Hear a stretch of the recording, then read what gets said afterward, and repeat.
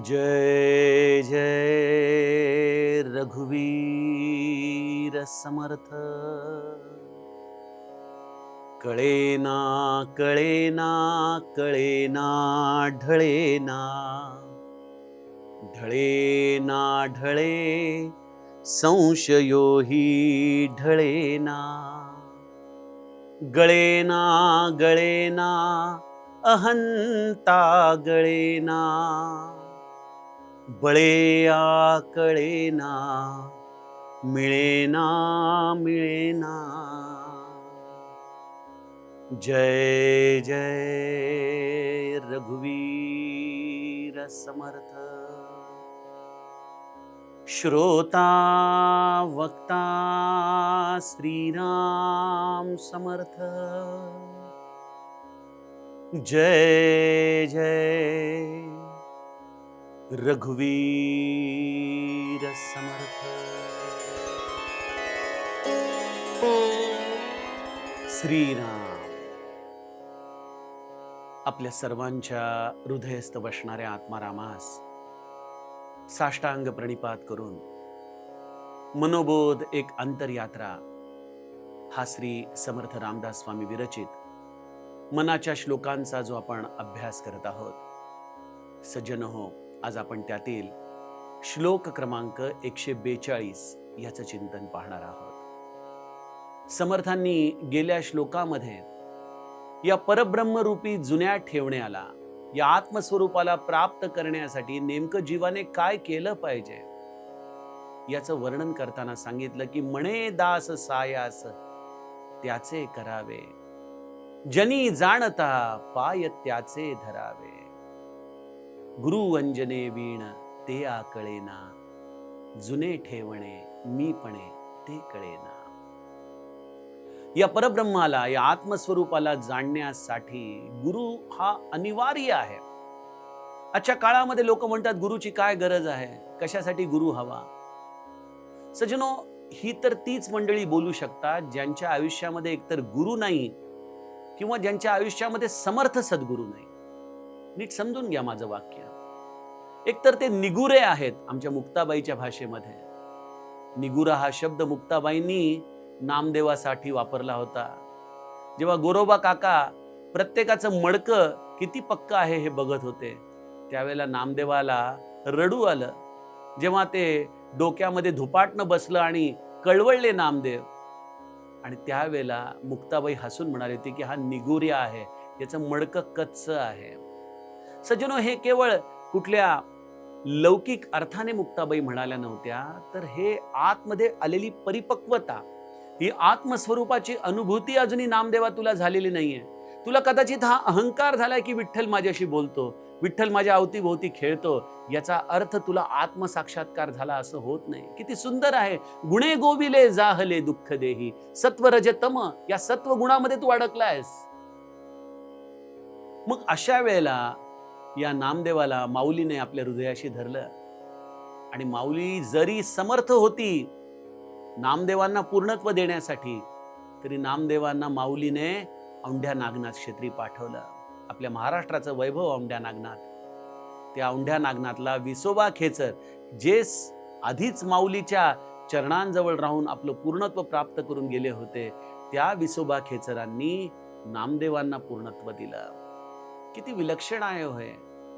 म्हणजे प्रत्यक्ष संत आपल्या जीवनात येणं म्हणजे परमेश्वराचं चालतं बोलतं रूप येणं आहे।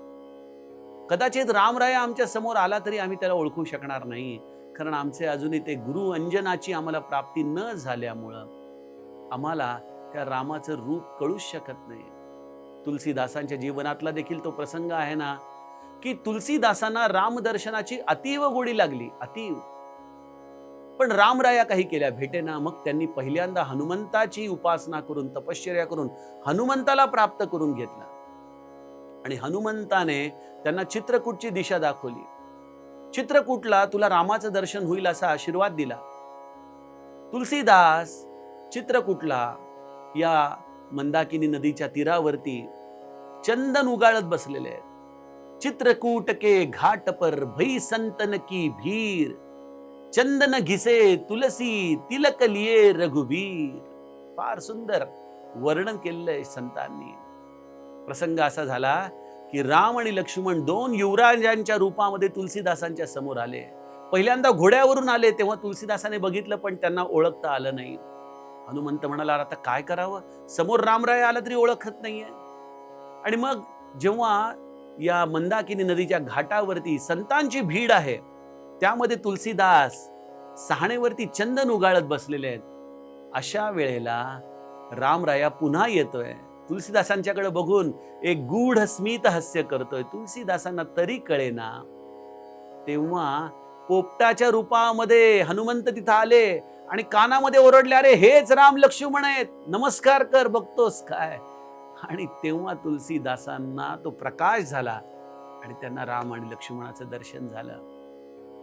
सज्जनो, सांगण्याचा उद्देश असा आहे की जीवनामध्ये मीपणाने साधना करून गुरुकृपेशिवाय कोणालाही भगवत दर्शन होऊ शकत नाही. आणि म्हणून समर्थ आजच्या या एका अत्यंत विचित्र परंतु अवघड अशा शब्दांमध्ये गुंफलेल्या श्लोकात आम्हाला हेच सांगतायत, कळेना कळेना कळेना ढळेना. नाही कळत, नाही कळत, नाही कळत. आपण एखादी गोष्ट त्रिवार म्हणतो ना, नाही कळाली, नाही कळाली. तसं हे मीपणा राहून मनुष्याला या परब्रह्म रूपाची, या भगवंताची कधीच ओळख होऊ शकत नाही. कळेना कळेना कळेना ढळेना, ढळेना ढळे संशयोही ढळेना. आणि या काही केल्या या मीपणाचा हा जो बुरुज आहे तो कोसळत नाही, तो ढळत नाही. याचं कारण या बुरुजाला संशयाने असं काही घट्ट रोवून ठेवलेलं आहे. ढळेना ढळे संशयोही ढळेना. आमचा संशय संपत नाही. आमच्या आतमध्ये अंतरंगामध्ये असे संशय भरलेले घट्ट. अहो काय सांगावं. बघा आता इथं तुलसीदासांसारखा, म्हणजे हे तर आमच्यासारख्या एखाद्या छोट्याशा डोंगराने जणू काही एव्हरेस्टचं वर्णन करावं तसं आहे. पण आमच्या समोर देखील रामराया येऊन गेला असेल बरं. आम्हाला कळालं का हो? नाही कळालं. आम्हाला कळूच शकत नाही. बघा, तो रामराया जर या अणुरेणूंमध्ये सामावलेला आहे तर तो देखील कधी ना कधीतरी सगुण रूपामध्ये येऊन आमची फिरकी घेऊन जातच असेल. कित्येकदा आमच्या डोळ्यासमोर आला असेल, कदाचित त्याचा स्पर्श देखील झाला असेल, परंतु आमचे संशय, अरे हा रामराया, छे छे, हा कसा असू शकेल. अहो सोडा, सद्गुरू जरी समोर आला ना आमच्या, तरी आमचे संशय, नाही नाही नाही, हे आमचे गुरु नाहीत, आमचे गुरु कोणीतरी वेगळेच आहेत. ब्रह्मानंद महाराज यांचं मी उदाहरण तुम्हाला वारंवार देतो. त्यांच्या मनामध्ये देखील हे संशय होते. जेव्हा त्यांना इंदोर क्षेत्री सर्वप्रथम गुरु भेट होण्याची वेळ आली, जेव्हा ते भैयासाहेब मोडकांच्या घरी उतरले होते आणि भैयासाहेब म्हणाले, चला आज एक मोठे सत्पुरुष आमच्या गावात आले, त्यांची मी तुम्हाला ओळख करून देतो. आणि जेव्हा ते मनामध्ये विचार करू लागले की अरे कदाचित आपले सद्गुरू हेच तर नसतील ना, म्हणून ते त्यांना पाहायला गेले तर महाराज लंगोटीवरती सिंहासनावरती बसले होते. आजूबाजूला बायका मुलं बसले होते. महाराजांच्या चर्चा चालल्या होत्या. आणि त्यांच्याकडे बघितल्यानंतर ब्रह्मानंद महाराजांच्या मनात संशय आला की अरे हे माझे गुरु कसे, हे तर सांसारिक आहेत, मी ब्रह्मचारी आहे. हे मराठीमध्ये प्राकृतात गावंढळ भाषेत बोलतायत, मी तर षटशास्त्री आहे संस्कृतामध्ये बोलणारा. ते स्त्रियांच्याकडून पाय दाबून घेतायत, मी ब्रह्मचारी आहे. हा अहम, हा संशय. ढळे ना ढळे संशयोही ढळेना, गळेना गळेना अहंता गळेना. खर तर अशा सत्पुरुषाला बघितल्यानंतर आपलं सर्वस्व गळून पडलं पाहिजे, माझं मी पण गळून पडलं पाहिजे. पण ही अहंकार अशी वस्तू असते. बघा, एखादी मेणबत्ती असते ना, ती मेणबत्ती आपण जेव्हा प्रज्वलित करतो तेव्हाच ते मेण वितळतं. पण जर ती मेणबत्ती तशीच ठेवली तर ते मेण देखील घट्ट राहतं वज्रासारखं. तसं साधनेशिवाय, गुरुकृपेच्या ज्योतीशिवाय, या आत्मज्योतीशिवाय हा अहंकार गळत पडत नाही आमचा. हा अहंकार गळल्याशिवाय आम्हाला सत्पुरुषाची खरी ओळख पटत नाही. आम्ही तर त्याला लोकासी रूप न कळेची मनुष्य वाटे, अशा पद्धतीने आमच्यासारखा चार चौघांसारखा समजत असतो. आमच्यासारखेच हात आहे, आमच्यासारखंच बोलणं, आमच्यासारखा सांसारिक. महाराज म्हणायचे, मी पहाटे उठल्यापासून संसाराचंच बोलणं करत राहिलो लोकांबरोबर. पण रामाने फार मोठी कृपा केली, त्याने माझं मौन कधी भंग होऊ दिलं नाही. अहो, पण मी तुम्हाला विचारतो, असे कोण लोक होती ज्यांना श्री महाराजांच्या मौनाची प्रचिती आली बरं? आम्ही सगळे या एक प्रकारे संशय कल्लोळ नाटक जगणारी मंडळी आहोत. सगळ्या संशयाचा कल्लोळ आमच्या अवतीभोवती असतो. काय ओळखणार आम्ही संतांना? काय ओळखणार आम्ही सत्पुरुषांना? गळेना गळेना अहंता गळेना, बळे आकळेना, कळेना कळेना. समर्थ म्हणतात, तो बळे आकळेना कधीच मिळत नाही. तुम्ही स्वतःच्या शक्तीने, स्वतःच्या बुद्धीने, स्वतःच्या पुरुषार्थाने, स्वतःच्या साधनाने त्या परब्रह्माला विकत घेण्याचा प्रयत्न कराल तर ते कधीच तुम्हाला मिळणार नाही. लक्षात घ्या. फार मोठी पंचायत आहे सज्जनो. त्यामुळे जर तुम्ही वरच्या श्लोकाच्या अनुषंगाने हा खालचा श्लोक वाचला तर त्यामध्ये एक सुंदर असा आपल्याला सेतू सापडतो. म्हणे दास सायास त्याचे करावे. बघा, आम्ही देखील गुरुची सेवा करतो आणि या गुरुची सेवा करत असताना आम्ही देखील बऱ्याचदा अपार कष्ट घेतो. पण हे अपार कष्ट घेऊनही आम्हाला परमार्थामध्ये ते प्राप्त होत नाही जे खरं प्राप्त करण्यासाठी म्हणून आम्ही ही सगळी धडपड करतोय. काय कारण असेल? याचं कारण एकच आहे सज्जनो, की कुठंतरी हा सूक्ष्म अहंकार आमच्या हृदयामध्ये असा काही रुतून बसलेला असतो की मी त्याची सेवा करतोय, मी त्याची सेवा करतोय. इतके वर्ष झाले मी अजूनही त्याची सेवा कधी चुकवली नाही. मध्यंतरी एक व्यक्ती माझ्याकडे आली. सहज माझं आणि त्याचं बोलणं चाललं होतं. मला जरा त्यांच्याबद्दल सहानुभूती वाटली की अरे, या माणसाची एवढी सेवा आहे, खरोखर किती चांगला आहे हा संत, सत्पुरुष आहे, सज्जन आहे. पण बोलताना माझ्या लक्षात आलं की त्याचं वारंवार एक वाक्य येत होतं, गेले 40 वर्ष झाले पौर्णिमा चुकवली नाही, गेली 40 वर्ष झाले सेवा चुकवली नाही, अरे म्हटलं, गेले 40 वर्ष हे जे पालुपद या माणसाच्या आतून येतंय, हे जणू काही त्याच्या या अहंतेचं प्रतीक आहे. सज्जनो, खरोखर श्री महाराजांचं वाक्य हे चिंतनीय आहे की गुरुसेवेमध्ये देह झिजवल्याशिवाय देहबुद्धी जात नाही आणि देहबुद्धी झडल्याशिवाय खरी गुरुसेवा घडत नाही. आम्ही सेवा करतो का सेवेचा आविर्भाव करतो, हा खरा प्रश्न आहे. मग यासाठी तुम्ही सेवा किती काळ करता आहात, सेवा किती करत आहात, यापेक्षाही सेवा काय भावनेने करत आहात, ही भावना फार महत्वाची आहे. ही भावना कशी आपण समजावी किंवा कशी आचरणात आणावी, याच्यावरती मला तरी गुरुकृपेने एकच उपाय सुचतो, एकच उपाय, आणि मला वाटतं तो सर्वोत्तम उपाय असावा. आणि तो उपाय आहे संपूर्ण शरणागतीचा. संपूर्ण शरणागती, संपूर्ण शरणागती. आपलं म्हणून काहीच ठेवायचं नाही, काहीच. मी आणि तू हा भेदच ठेवायचा नाही त्याच्यामध्ये. मी तुझ्यासाठी काही करतोय ही भावनाच ठेवायची नाही. बघा, आपण सद्गुरूच्या दारचं निर्माल्य व्हायला पाहिजे. तिथं आपलं कार्य केवळ त्या फुलाप्रमाणे प्रफुल्लित होणं, सुगंध देणं, त्याची पूजा करणं आणि निर्माल्य होऊन बाजूला होऊन जाणं.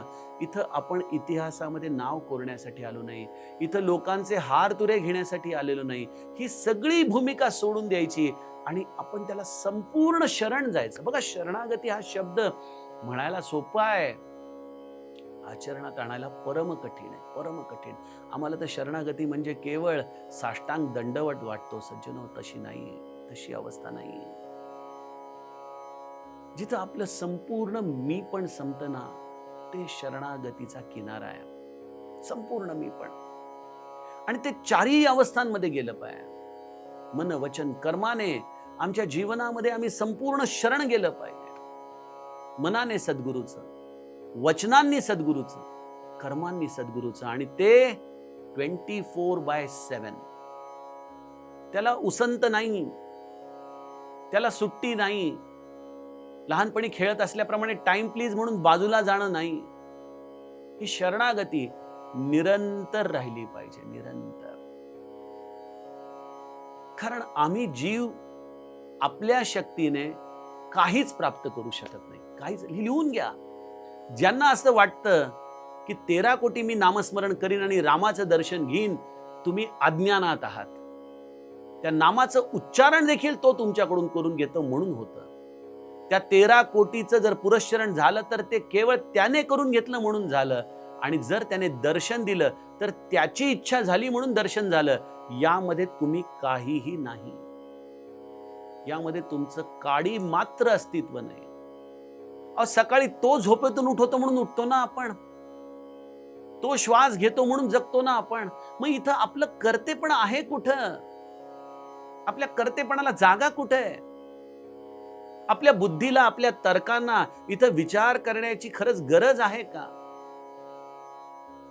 पण आम्ही मात्र जीव असा विचार करतो की हे माझ्या बुद्धीला पटलं पाहिजे. अरे कोण तू? कुठली तुझी बुद्धी? काय तुझं नॉलेज? काय तुझं विजडम? काय तुझा एक्सपिरियन्स? आणि तू त्या परब्रह्माला आपल्या बुद्धीमध्ये सामावून घेण्याचा प्रयत्न करतोस. बघा, 2 वर्तुळ असतात, एक मोठं वर्तुळ, एक छोटं वर्तुळ आहे. जर छोट्या वर्तुळाने असा अट्टहास धरला की त्या मोठ्या वर्तुळाने माझ्यामध्ये यावं, तर ते कदापि शक्य नाही. इथं त्या छोट्या वर्तुळालाच मोठ्या वर्तुळामध्ये जावं लागतं. नदी जर कधी म्हणाली की मी वाहणार नाही समुद्रापर्यंत, त्याला गरज असेल तर त्याने माझ्यामध्ये सामावावं, असं होत नाही. नदीलाच समुद्रामध्ये सामावून जावं लागतं. त्याप्रमाणे माझ्या मीपणाला त्या सत्पुरुषाच्या चरणांमध्ये मला झोकून द्यावं लागतं. संपूर्ण शरणागती ज्याची आहे,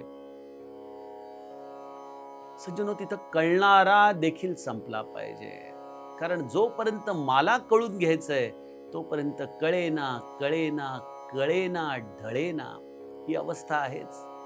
जोपर्यंत मला माझ्या अस्तित्वाला राखून, माझ्या अहंतेला राखून त्या परब्रह्माला जाणून घ्यायचंय तोपर्यंत ढळे ना ढळे संशयोही ढळेना.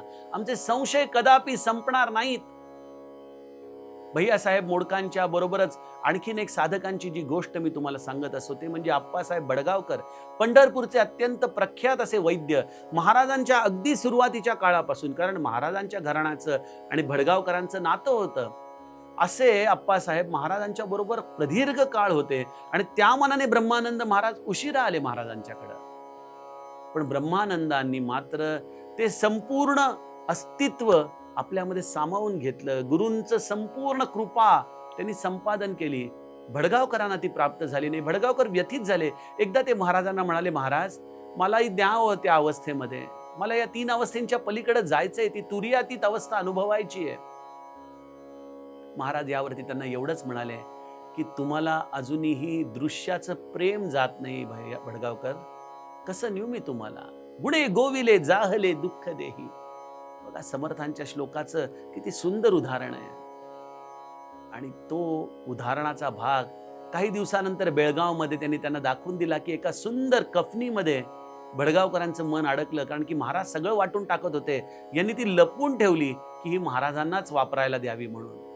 आणि महाराजांनी बरोबर त्या कफनीला मागून एका माणसाला द्यायला लावलं. ते उदाहरण मी कधीतरी सांगितलं असेल आपल्याला. सांगण्याचा उद्देश असा सज्जनो की जरी तो सात्विक असलेला दृश्याचा प्रेमाचा भाग असला तरी गुणाच्या पलीकडे गेल्याशिवाय, हा संशय गेल्याशिवाय ढळे ना ढळे संशयोही ढळेना, गळेना गळेना अहंता गळेना. हा आपला अहंकार शरणागतीशिवाय संपू शकत नाही. आणि बळे आ कळेना मिळेना मिळेना. माझ्या मीपणाने, माझ्या प्रयत्नांनी, माझ्या साधनेने काही होणार नाही हे कळालं पाहिजे. इथं संपूर्ण शरणागतीने आपण त्याचं व्हायला हवं. आणि त्याचं झाल्यानंतरच या गुरुअंजनेच्या आधाराने सज्जनो त्या परब्रह्माची प्राप्ती होऊ शकते. हेच समर्थ माऊलीच्या या श्लोकाचा भावार्थ आहे. इथं शरणागतीशिवाय दुसरा कुठलाही उपाय कामाला येऊ शकत नाही. यातील पुढील सूत्राचं चिंतन आपण उद्याच्या सत्रामध्ये बघूया. जानकी जीवन स्मरण. जय जय राम. जय राम.